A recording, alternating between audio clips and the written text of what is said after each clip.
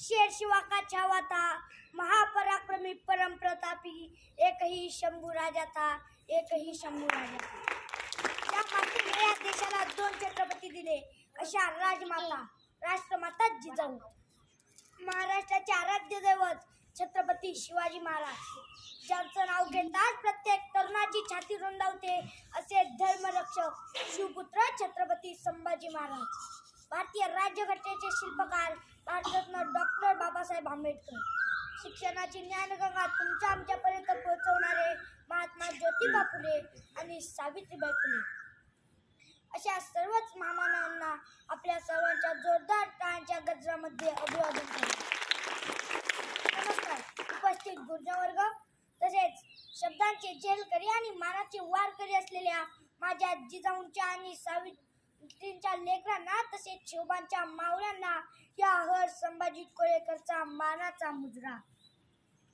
खरं तर इतिहास घडवणारी माणसं इतिहास विसरू शकत नाही आणि इतिहास विसरणारी माणसं कधी इतिहास घडवू शकत नाही. 350 वर्षापूर्वी छत्रपती शिवाजी महाराजांनी या मातीमध्ये इतिहास घडवला. रायगडावर 32 मानाचं सोनेरी सिंहासन उभं राहिलं. लोककल्याणकारी राजे म्हणून छत्रपती शिवाजी महाराज स्थापित झाले.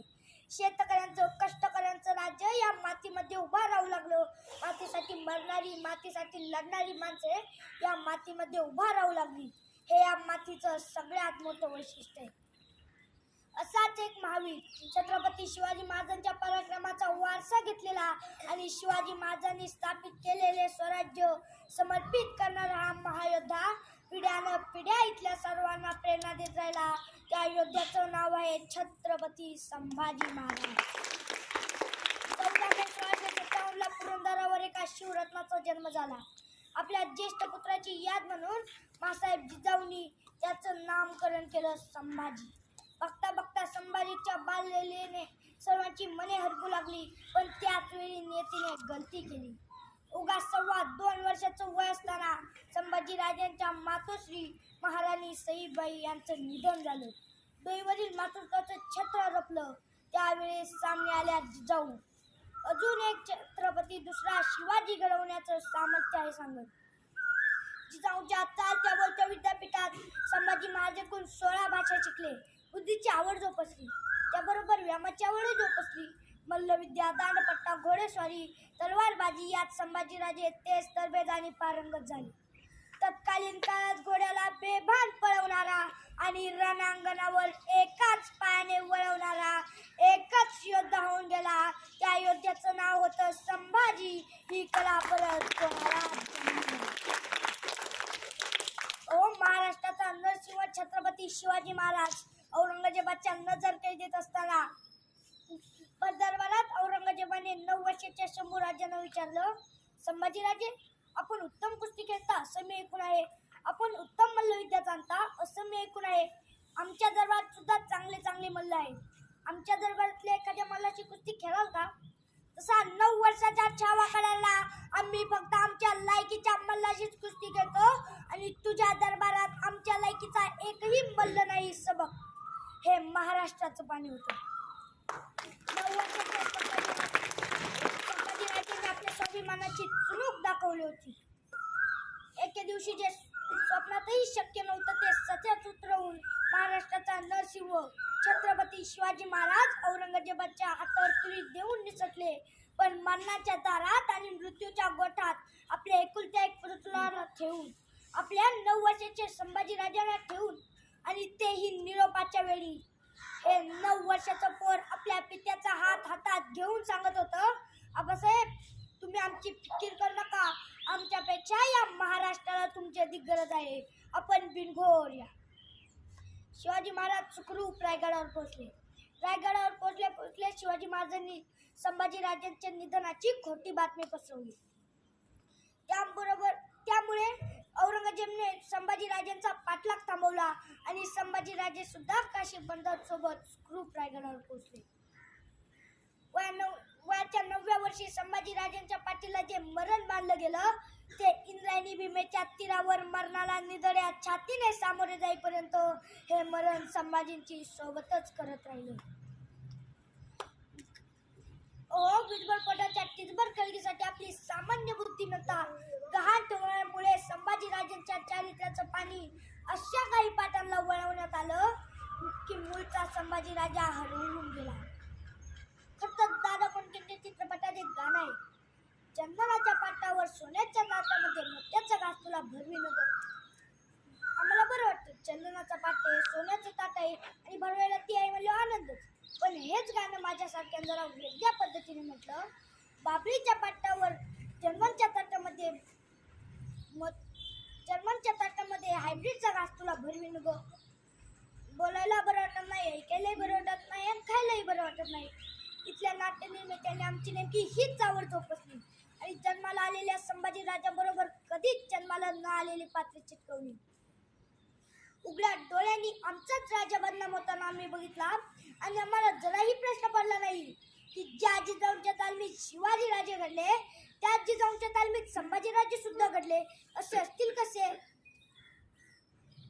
मित्रांनो, खरा इतिहास काय, खरी वस्तुस्थिती काय लक्षात घ्या. शिवाजी महाराजांचं चारित्र्य जेवढं शुद्ध आणि स्वच्छ आहे तितकंच संभाजी महाराजांचं चारित्र्य सुद्धा शुद्ध आणि स्वच्छच आहे.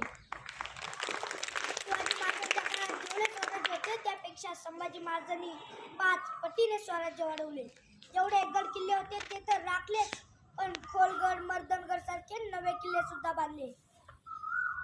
आपल्या 9 वर्षाच्या कारकिर्दीत संभाजी महाराजांनी 1940 लढाई केल्या, पण एकही लढाई पराभूत न होणार राजा म्हणून गिनीज बुकला संभाजी महाराजांचीच नोंद घ्यावी लागली. मोगल वाकवले, इंग्रज नाचवले, पोर्तुगीज चुकवले आणि जंजिरेचा सिद्धीत दर्यात बुडवला. कधीच चुकला नाही, कधीच वाकला नाही. माझ्या सरच्या संभाजींची शमशेर तलवार स्वराज्याच्या सीमा वाढवतच होती. मोगलांना तर सळो की पळो करून सोडलं होतं. दिवसातल्या 24 तासांपैकी 20 तास घोड्यावर मान ठोकून उघड्या मैदानात छावा लढत होता. आता छावा औरंग्याला गिरणार की औरंगजेब छाव्याला. माझा सर्जा संभाजी झुंजत होता, रेटत होता, यवन मागण कडाडत होता. अरे तलवारीच्या पात्यावर भाकरी भाजतात मराठे, औरंग्या तुला भाजायला वेळ नाही लागणार. संभाजी महाराजांनी औरंगजेबचे औरंगाबादच लुटलं. इतकं लुटलं की औरंगजेबच्या नावाशिवाय तिथं काही ठेवलंच नाही आणि आता तेही लुटलं. त्याच औरंगाबादचं नाव आता छत्रपती संभाजीनगर झालं.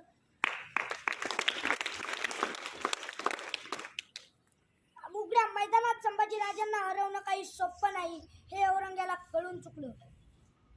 पण विद्भर पोटाच्या टिचभर खळगीसाठी आपली सामान्य बुद्धिमत्ता परक्यांकडे गहाण ठेवणारे गणोजी शिर्के आणि कान्होजी शिर्के औरंगजेबाचा मुलगा मुकरब खानाला फितूर झाले आणि संगमेश्वर येथे मोजक्या सैन्यानिशी असताना संभाजीराजांना मुकरब खानाने कैद केले. अनियतीचा फेरा बघा, आपले फितूर झाले, नाहीतर हा वाघ त्या औरंग्याला 7 पिढ्या सापडला नसता. पण इतिहासात जर तर अजिबात स्थान नसते. कैद केलेल्या संभाजीराजांना बहादूर गडावर आणले. ही बातमी औरंगजेबाला कळाली आणि आनंदला औरंगजेब बहुत खूप, कारण 9 वर्ष औरंगजेबाच्या निबाखात सैतानी गोंधळ घालणाऱ्या माझ्या संभाजीराजांना कैद केलं होतं. संभाजीराजांना औरंगजेबाच्या दरबारात आणले तसा कडाडला वजीरासन. संभा झुक जाओ आलमगीर के सामने. सौसला कवी कलश, राजा है वो, झुकेगा नहीं झुकाएगा. मित्रांनो, आपल्याला जर झुकेगा नाही शिकायचं असेल तर त्या पुष्पाचा नाही तर माझ्या छत्रपती संभाजी महाराजांचा आदर्श घ्यावा लागेल. खाली उतरून औरंगजेब संभाजीराजेच्या पुढे आला आणि बनाला, नो बरकता था तब मिला था आगरा में. तब मैंने उसे पूछा था, क्यों रे संभा, तुम्हें हमारा डर नहीं लगता? तब उसने कहा था, हमें किसी का डर नहीं लगता, लेकिन हमारी वजह से सबको डर लगता है. सच कहा था, लेकिन अब नहीं. अब तुम मेरे कैद में हो. आणि खुदाचे आभार मानण्यासाठी औरंगजेब नमाजाच्या रुखात पडायला लागला. त्या औरंगजेबाकडे पाहून संभाजीराजे कवी कलशांना म्हणतात, कवी आहात आपण, तर या प्रसंगावर सुचते एखादी कविता. कवी कलशांना आश्चर्य वाटलं. अरे, मरणाच्या दारात आणि मृत्यूच्या गोटात असूनही राजाला कुठलं भय नाही? राजा निर्भय. कवी कलश म्हणतात, हो राजे, राजन तुम हो सांजे, खूब लढे हो जंग, देख तुम्हारा तेज, तुम्ही जंग तुमचं ते शौर्य तो पराक्रम पाहून औरंगजेब स्वतःचं सिंहासन त्यागून गुडघे टेकून बसला. औरंगजेब खरवडून उठला. शिवाजी महाराज आग्र्याहून सुटून जाण्याचा अनुभव औरंगजेबाच्या उशाशी होता. क्या क्या की जाय अन सुरू झाला आनंद विच्छळ. सुटलं फरमान डोळे काढण्याचं. दोरांच्या रेषा काढणार त्या लालगुंद तप्त सळाय पाहून संभाजीराजांना कळून चुकलं की आता डोळे जाणार. त्याच लालगुंद तप्त सळाय गेल्या, आत गेल्या आणि त्याच वेगाने बाहेर आल्या. त्याबरोबर डोळेही बाहेर आले. राहिल्या होत्या नुसत्या खोपण्या. अरे पायात काटा घुसला तर 8 दिवस पाय धरून बसतो आपण. त्या लालगुंद तप्त सळाया डोळ्यात गेल्यावर किती वेदना झाली असतील, किती सोसलं असेल, किती भोगलं असेल का. अरे रंगेल असता तर झुकला असता, वाकला असता, नमला असता, औरंगजेबाला शरण जाऊन इशारामात जगला असता. पण का सोसत राहिला छावा. धर्मरक्षणासाठी आपण शिवरायांचे पुत्र आहोत या स्वाभिमानासाठी सोसत राहिला छावा. औरंगजेब आपशीना विचारलाय ना, क्या वो रोया, क्या वो गिड़गिड़ाया. आपसी मतात हुजूर, ना वो रोया ना गिड़गिड़ाया, बस आपको गाली दे रहा था.